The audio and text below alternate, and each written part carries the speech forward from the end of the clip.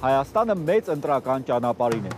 Ավելի քան 2.5 միլիոն գրանցված ընտրող, 5 կուսակցություն եւ 4 դաշինք, 13 ընտրատարածք եւ ավելի քան 1500 թեկնածու։ Եվ իհարկե խոստումների երկրաչափական պրոգրեսիա։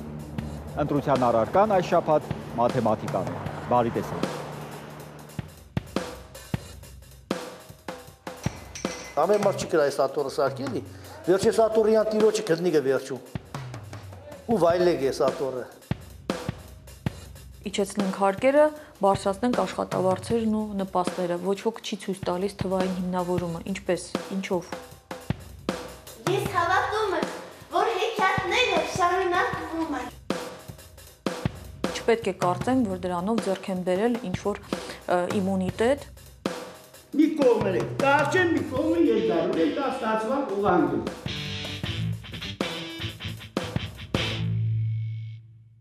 Եվ այսպես, քանի դեռ չկան ընտրությունների որոշիչ թվերը, մեր քաղաքական դաշտը դեռևս գումարում հանումների մեջ է։ Բոլորն ունեն իրենց հաշվարկները եւ անում են հնարավոր ամեն ինչ, դեռ մի փոքր էլ ավելին նոր խորհրդարանում հայտնվելու համար։ Ինչ օգուտ կտան այդ ջանքերը։ Նախընտրական համառոտ հարահաշիվ Գյումրիից։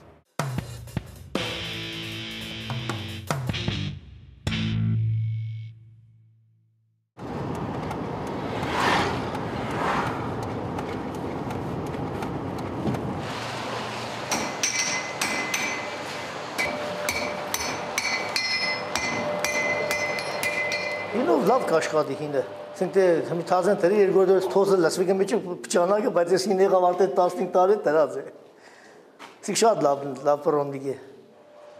Ռադիո ընդունիչը Ուստա Գագոյի արհեստանոցում պատվավոր տեղ է զբաղեցնում։ Նորություններին արհեստանոցում են հետևում։ Այստեղ էլ իմացան ապրիլի 2-ի մասին, ընտրությունները։ Երբ հայտարարեցին 4 դաշինքի, 5 կուսակցության ու նախնական 1591 թեկնածուների մասին լուրը, Ուստա Գագոն ականջներին չհավատաց։ 101 աթոռի համար այսքան թեկնածու, եւ դա էլ այն դեպքում, երբ ընտրությունները մի փուլով ավարտվեն։ Արդեն պարզ է, 1000-ից ավել մարդ կանգնած է մնալու, նրանց աթոռ չի հասնի։ Ամեն մարդ չի կրա այս աթոռը սարքելի, վերջի սատորյան տիրոջը քրնիկը վերջում։ Ու վայլեք ես աթոռը։ 111 ռեյտինգային թեկնածու Շիրակի մարզն ունի, խորհրդարանական ընտրություններին գնում է հին դեմքերով ու նոր ընտրակարգով։ Ժողովրդին կոնե տնագներից անեն էլի ամենակարևորը։ Ֆեշպանը չեղավ ժողովուրդը պես մնացին հույսով, ֆեշպանը չերեցին։ Գյումրվա դարբինների 6-րդ սերնդի ներկայացուցիչը անցնող խորհրդարանական ընտրություններն է հիշում։ Այն ժամանակ ինչ ասես, որ աչքը չտեսավ ու ականջը չլսեց։ Այս անգամ որոշել է քվեախցիկ մտնել ոչ թե սրտի, այլ մտքի թելադրանքով։ Ես իմ գիտեցած մարդուն պետք է ընտրեմ, որ եկուս մյուսը մատներիցս փուշում կրանա հանեինքը։ Գյումրեցու քվեն ստանալը հեշտ գործ չէ, ինչպես կարելի է մի քաղաքում, որտեղ դեռ 3080 ընտանիք տնակներում է ապրում, համ նալին խփել, համ մեխին։ Հատկապես վերջին ընտրություններին եւ հանրաքվեին բոլորը հասկացան, Գյումրիում մանևրելը հնարավոր չէ։ Ոչ մեկի խափել հնարավոր չէ, ժողովուրդը չի խափնվի, ժողովուրդը ուժեղ է, վստահություն ձեռք բերել Գյումրեցու մոտ։ Տիկնիկավար Ալինա Հունանյանը 1991-ից է Գյումրու տիկնիկային թատրոնում աշխատում, հարյուրավոր հեքիաթների հերոսների է մարմնավորել։ Այսօր գործողության վայրն էլ բեմից իջել, կյանք է մտել։ Հեքիաթները տիկնիկների փոխարեն թեկնածուներն են պատմում։ Ես հավատում եմ հրաշքներին։ Ես հավատում եմ, որ հեքիաթները շարունակվում են։ Իհարկե, բայց վերջում միշտ բարին է հաղթում։ Հեքիաթի վերջում։ Շարունակենք, հեքիաթները շարունակվին։ Կանգնի տեղը։ Իրականությունն այն է, որ Շիրակի մարզում պաշտոնական տվյալներով 17000-ից ավել մարդ աշխատանք է փնտրում։ 26 օր, 624 ժամ նրանք մյուս ընտրողների հետ մեկտեղ լսելու են քաղաքական ուժերին ու ստանալու խոստումների հերթական չափաբաժինը։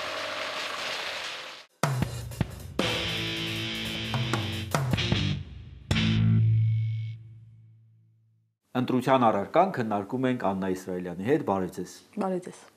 Տեսեք, ընտրություններից օրեր առաջ հին հաշիվներն ու հաշվարկները մի կողմ դրվեցին եւ ստեղծվեցին դաշինքներ ու միություններ։ Ձեր կանխատեսումը որն է, ինչքան կտևեն այս միությունները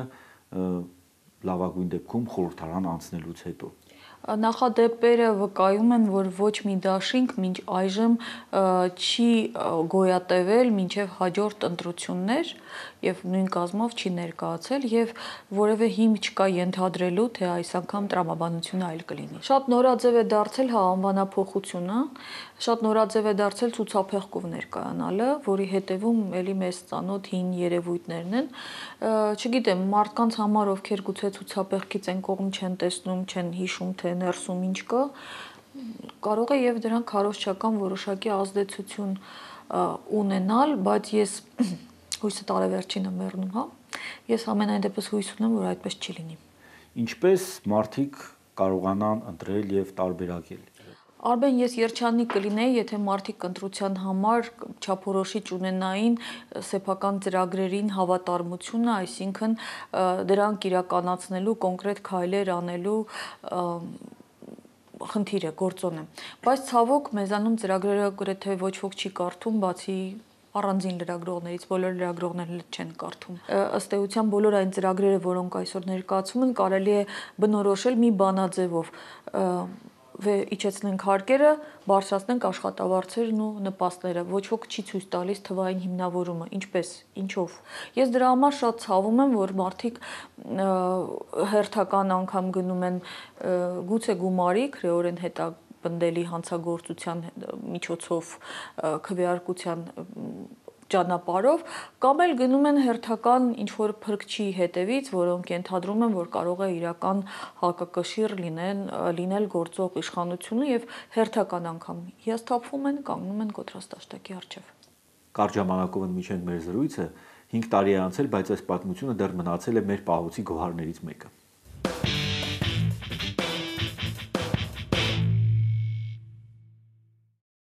Արա քլիտ աշկոլ է բինա, քլիտ։ Միրաքի գյուղապետ 32-ամյա Ալիկ Նամոյանն է։ Եզդիական այս համայնքում բջջային կապ չկա, հաղորդակցվում են շնորհիվ հզոր ձայնային տվյալների։ Քլիտ աշկոլ է քույը։ Հարևանը բերում է դպրոցի բանալիները, այստեղ են անցել վերջին տեղական ինքնակառավարման մարմինների ընտրությունները, որը վճռորոշ էր Միրաքի համար։ 18 տարի միանձնյա գյուղը ղեկավարած Հովանես Մարտիրոսյանը պարտվեց Ալիկ Նամոյանին։ Զարմանալի է, Ալիկը ստացավ 39, իսկ Հովանեսը 0 ձայն։ Ստացվում է, որ նրա օգտին ոչ մեկը չքվեարկեց, ոչ ինքը, ոչ էլ նույնիսկ ընտանիքի անդամները։ Ասենք ես քանի տարիներ անցան, ժողովուրդը արդեն խելքի եկավ, գիտեն, որ այսօր պետք է մենք խոսքի ջուր ունենանք, ճանապարհ ունենանք։ Մարդկանց նյարդերը տեղի տվեցին, երբ ընտրություններից 2 օր առաջ նախկին գյուղապետ Հովանես Մարտիրոսյանը իր սեփական տանը գրանցեց 47 բնակչի։ Ասում են հույս ուներ, որ այս 47 մեռած հոգիներով ապահովել իր հերթական տրիումֆը։ Փաստաթղթով 47 բնակիչ ունեցող տանը հիմա ոչ ոք չկա ու չի էլ եղել։ Առաջի փողոց 12-րդ տունը։ 1, 2, 3, 4, 5։ Մնացած էսի էլի հաշվեք լիստով, էլի ցելի մի լիստ։ Հա 5, 6, 7, 8, 9, 10, 11, 12, 13, 14, 15, 16, 17, 18, 19, 20, 21, 22։ 22 էս երկու լիստի վրա է, էս երկու էջերի վրա է։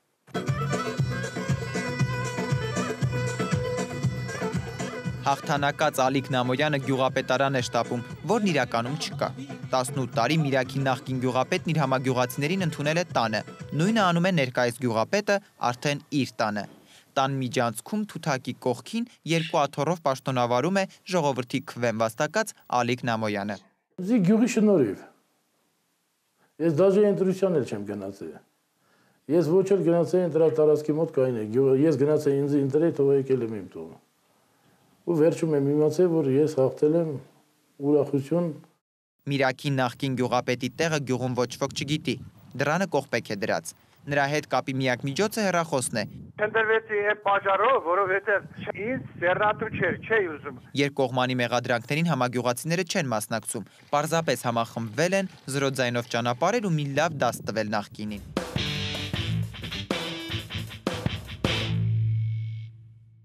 Մի կողմերը, կարճեն մի կողմը երկարում են, դա ստացված ուղանգում։ Ով ասում։ Պետությունն է։ Այս քանդված մասերը, բրիվ կերտ է, փոշեր, թանուր վիճակ է, էսի քանդված վիճակ է։ Ինձ մեկ-մեկ թվում է, որ իրանք մտածում են, որ չկա այլևս մեկը գյուղից մարդ չկա, որը կարող է այդ ամեն ինչի հիշեցնել։ բա այն ձեռը որ չես կարա կծես պիտի պահես, այ քուրջան։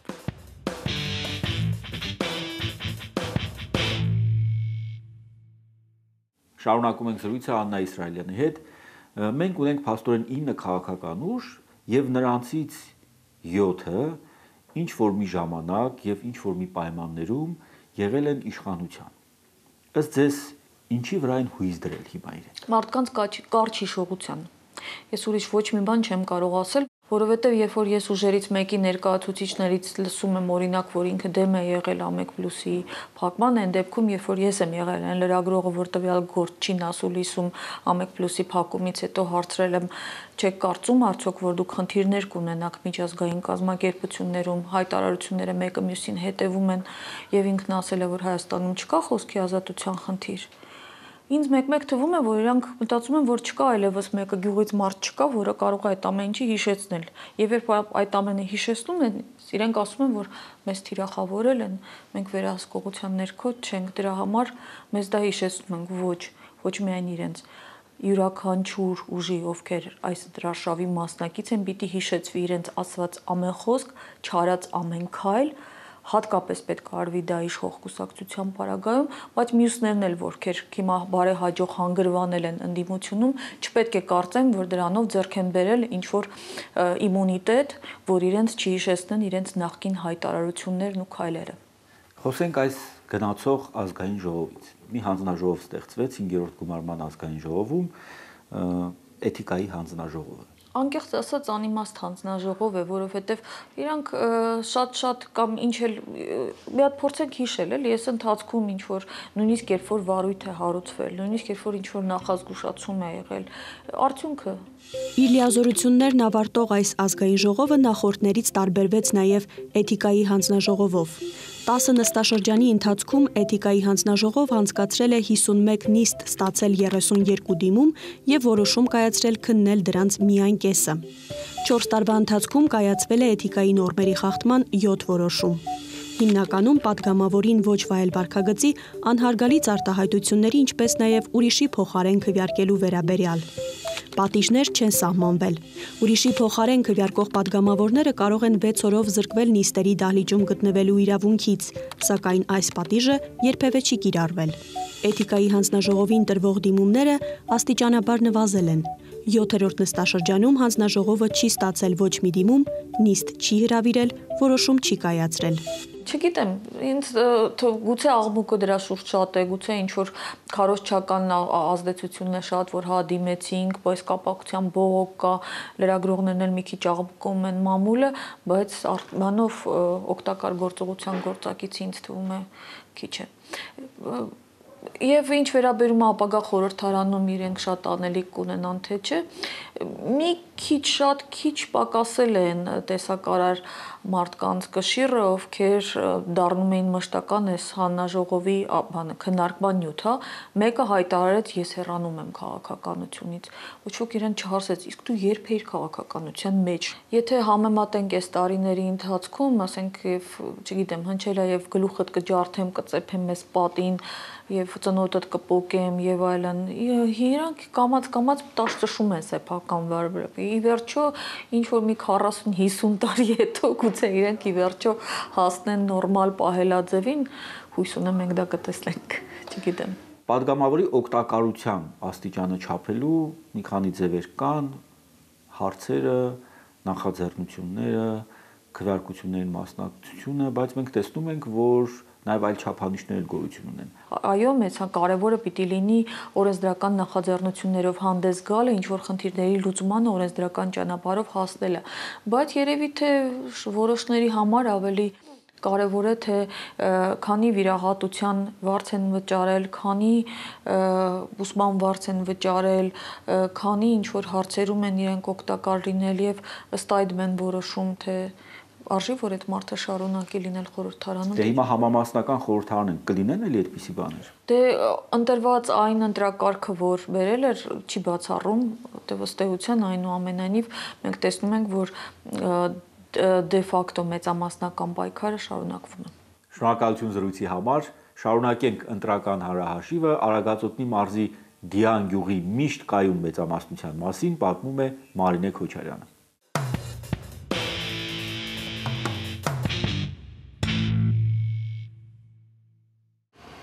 Արագածոտնի մարզի Դիան գյուղն է, տարիքը 2 դար, բնակչությունը ըստ պաշտոնական տվյալների 151 մարդ, փաստացի դրա կեսը։ Անկախ ընտրողների եւ բնակչության թվից վերջին տարիներին մի ցուցանիշ այստեղ միշտ նույնն է։ Քվեարկությունները Դիանում անցնում են միաձայն կողմ։ 2012 թվականի ազգային ժողովի համամասնական ընտրություններին 66 ընտրողից 64-ը ընտրել է իշխող կուսակցությանը, իսկ մեծամասնականին 65-ից 63-ը իշխող կուսակցության թեկնածուին։ Նախագահական ընտրությունների մաթեմատիկան ավելի հաստատուն է։ 2013 թվականին 71 ընտրողից 71-ն էլ ընտրել է գործող նախագահին։ Նույն բանաձևով 2015 թվականին բոլոր 67 ընտրողներն այո են ասել Սահմանադրության հանրաքվեին։ Եթե պատկերի նայելով մենք տեսանք, որ ուղղանկյան լայնությունը մի կողմ է, կարճ մի կողմը երկարորեն է, դա ստացված ուղղանկյուն։ Դիանի դպրոցում մաթեմատիկայի դաս է։ Գյուղը 11 աշակերտ եւ 6 ուսուցիչ ունի։ Գագիկ Ղազարյանը միաժամանակ կենսաբանություն եւ մաթեմատիկա է դասավանդում ու դժգոհում է էկոլոգիական վիճակից։ Այս քանդված մասերը լրիվ կեղտ է, փոշի է, թանուր վիճակ է, էսի քանդված վիճակ է։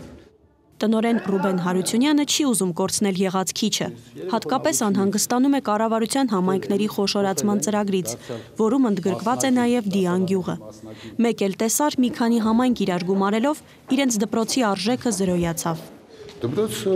գյուղի սիրտն է, ամեն ինչ կապված է դպրոցի հետ։ Դպրոցը վերացնելով վերացնում ենք մենք գյուղը։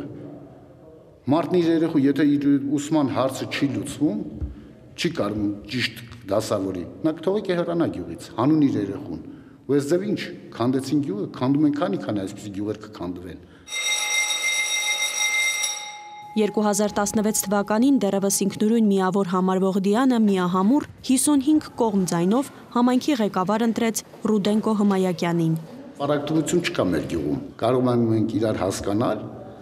երևի սա է պատճառը, որ կարողացել ենք մինչև այսօր պահել մեր գյուղը։ Դպրոցի պահակը ազգությամբ եզդի Մահմուդ Մահմուդյանը 5 անասուն ունի եւ 1 միլիոնի ձգտող վարկ։ Ժամանակին գյուղում 100 եզդի է ապրել, այսօր 3 ընտանիք է մնացել։ Հիմա 3 թորմն եմ, ես սերեղեկի բանք նպատը չեմ կարող ստանալ։ Ինչ այլ կատ կոբորավել ունեմ, ասման դպաշ չի ասում տողոտ։ Ով ասում։ Պետությունը։ Ասում է կյանքից գոհ է 40%-ով, բայց միշտ էլ 100%-ով ընտրել է իշխանությանը։ Դիանում դեռ չկա այն բանաձևը, որը կկապի քվեարկության հաստատուն արդյունքը կյանքից գոհ մնալու ցուցանիշին։ Դե գնացել ենք, խամ ենք եղել, չենք հասկացել, բայց հիմի հասկանում ենք, չենք կարող, մենք գյուղը ով է լիարժեք ապրում, որ լրումն էլ դժգոհ են։ Տերողին տենատերի, անտերին գելնակերի։ Այս գյուղը շատ դժվարությունով ապրում, չգիտեմ։ Ներկան ով է լինի, բա այն ձերը որ չես կարող, կծես պիտի պաշես, այ քուր ջան։ Ախ ինչավեն սարի վրա անցնում օրերն։ Սարի վրա լավ է, բայց հարազատներն ուզում են Տարոնին քաղաք ուղարկել, որ նա ծրագրավորող դառնա։ Իսկ Սարի վրա ծովի մակարդակից 1700 մետր բարձրության վրա շուտով կբացվի Դիանի ընտրատեղամասը, 88 գրանցված ընտրողով եւ հայտնի հետաքրքրաշարժ մաթեմատիկայով։